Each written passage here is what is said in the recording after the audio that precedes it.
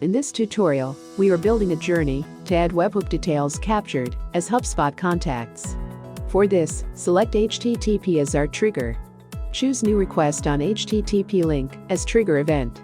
Add webhook name. A webhook link will appear, which we will use it in our form.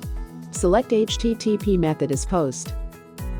Add request params example, so data captured can be identified easily. In steps, we have to create a contact in Hubspot.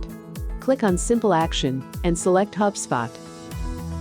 Choose Create Contact as action. Select an existing connection and click on Link Account to establish the connection. Add first name and last name using HTTP data tree.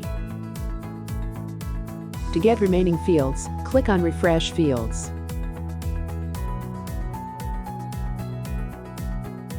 Now, add email using HTTP data tree.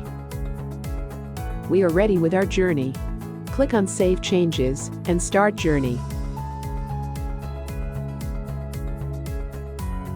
To check our output, first, we have to paste HTTP link in our form action.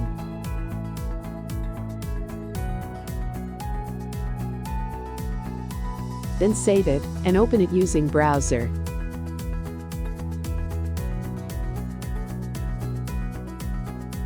Refresh the page to get updated details. Add details and click on Submit. Once submitted, let's go back to our journey to check journey execution. Yes, our journey is executed successfully. Go to Hubspot. Refresh the contacts page. We can see a new contact is added as per the received form details.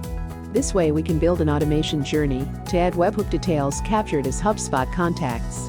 I hope you like this tutorial. To know more and to get help in building automation journeys, visit quickwork.co.